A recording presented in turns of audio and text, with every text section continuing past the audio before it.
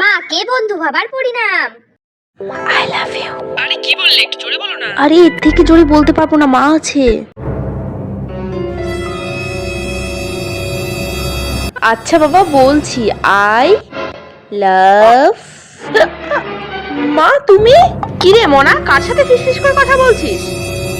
কই মা, কারোর সাথে কথা বলছি না তো। বললেই হলো, আমি কিন্তু সব শুনেছি। বল না মনা, বল না, ছেলেটা কে? তাহলে খোঁজ খবর নি, কথাবার্তা বলি, তাদের বাড়ি যাই।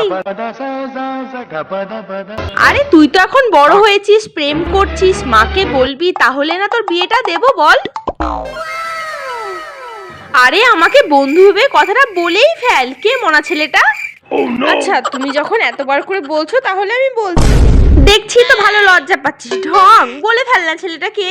ও আমাদের কলেজেই পড়ে, ওর নাম রোহান। আমরা দুজন দুজনকে খুব ভালোবাসি।